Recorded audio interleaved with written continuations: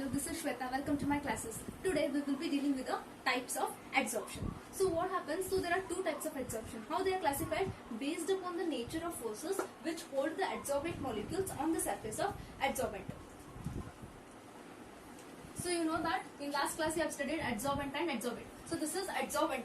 Okay. So adsorbate think that any gas molecules have been adsorbed on the solid surface. So now this is your adsorbate and this is your adsorbent. Clear? Now whatever this adsorbate is being residing or it is being accumulating on the surface of this adsorbent, no, based on this interactive force. So whether this force is like what kind, so depending upon that how your adsorbate molecules are getting adsorbed on the surface of adsorbent, depending upon this force they are being divided into two types. One is physical adsorption, other is chemical adsorption. Now in detail we will learn one by one. Now first let us study about physical adsorption. So physical adsorption, here I have written the definition: the process in which the adsorbed molecules are held on the solid surface by the weak van der Waals force. By which force they are held? By weak van der Waals force. This is important. How here this is your adsorbent and this is your adsorbate, isn't it? How this force of attraction between this adsorbate and adsorbent is how? The force of attraction is like van der Waals force. Here the force of attraction will be van der Waals force. You know that these are the weak forces, isn't it? So weak van der Waals force exists between your adsorbate and adsorbent molecules. So example which you can suggest is, so your adsorption of gases on charcoal.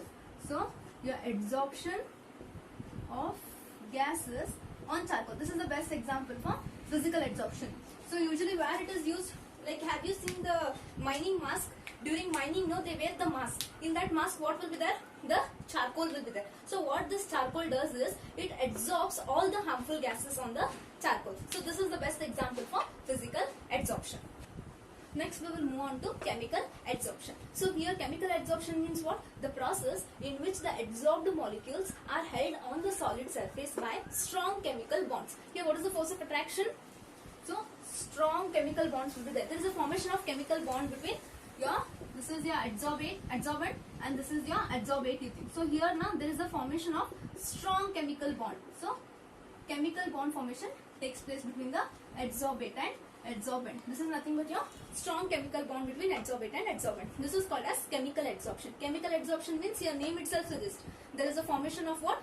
Strong chemical bond between adsorbate and adsorbent molecules. So example for this is, you can have the example as adsorption of hydrogen. Okay, adsorption of hydrogen gas on platinum. Hydrogen gas on platinum. So this is the best example for your chemical adsorption. Clear? This is the example. So here let us study the difference between physisorption and chemisorption. Here physical adsorption only is called as physisorption and chemical adsorption is called as chemisorption. The first and foremost difference is what? Like based on the how it is categorized based on the force of attraction. So that is between the adsorbate and adsorbent. So first here how it is caused? It is caused by weak van der Waals force. So you can write this, it is caused by how? Weak van der Waals force. This is caused by weak van der Waals force. That is the force of attraction between the adsorbate and adsorbent molecule will be your weak van der Waals force. But then how about in chemisorption? You have just now studied. In chemisorption, it is caused due to the strong chemical bonds. So here it is caused due to the strong chemical bond. So strong chemical bond formation will take place between the adsorbate and adsorbent molecule. So strong chemical bond. This is the first and foremost difference. Now let's move on to the second difference. So how physical adsorption nature is? Physisorption is reversible. Okay, it is reversible process. It is reversible, you can take. So it is reversible. Whereas your chemisorption is irreversible. It is irreversible. Yeah. So here what we can achieve, again back the adsorbate and adsorbent molecule separately. But here it is not possible. Why? Because here there is a strong formation of chemical bond. Here why it is reversible? Because the force is very weak. Here weak van der Waals force are existing between the adsorbate as well as adsorbent molecule. It can be easily reverted back, but it is difficult here. Why? Because the stable bond is formed, stable strong chemical bond is formed in the chemisorption, so it is irreversible process. Next difference is, here heat of adsorption is very small, means very little amount of heat is liberated. So I'll tell you what is heat of adsorption. Heat of adsorption is the amount of heat evolved. So it is the heat evolved. So when that heat will be evolved, whenever the adsorbate molecule, that too how much it should be, 1 mole of adsorbate. So when 1 mole of adsorbate adsorbed on the surface, adsorbed on the surface of adsorbent. Clear? So what is heat of adsorption? Here I'll explain you. Heat of adsorption is nothing but it's the amount of heat evolved. Evolved means it will be liberated out. When this heat is liberated, whenever 1 mole of your adsorbate molecule will get adsorbed on the surface of adsorbent. It means what? Think that this is your adsorbent.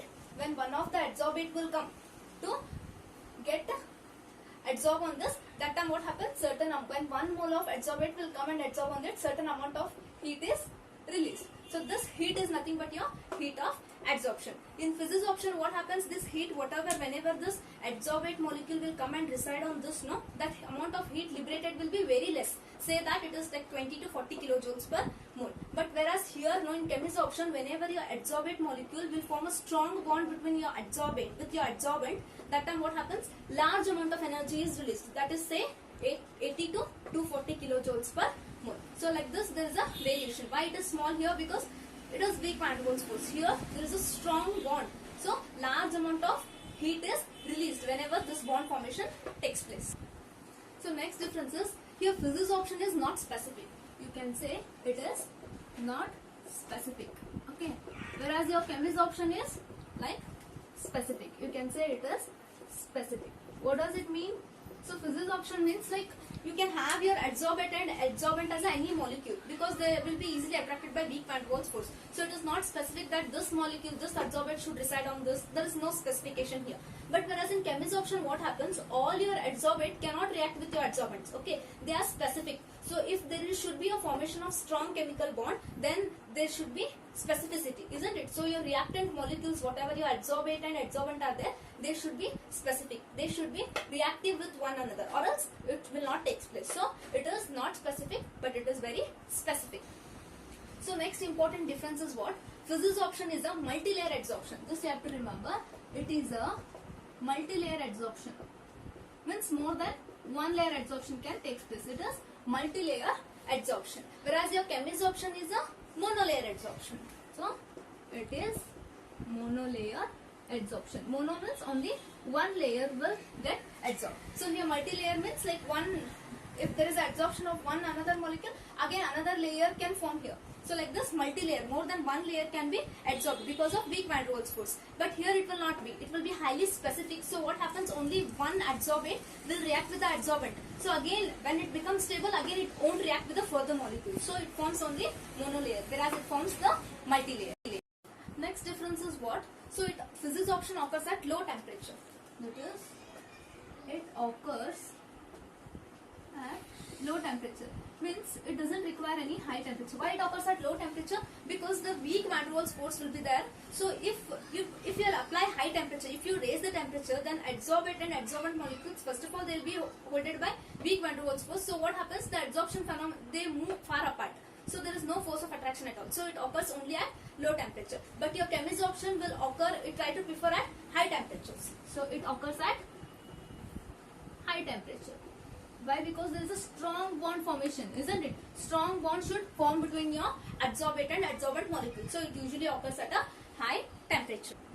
These are the major differences between physisorption and chemisorption. I hope you understood. If you are new to the channel, then please do subscribe and tap the bell icon to the notification. Thank you.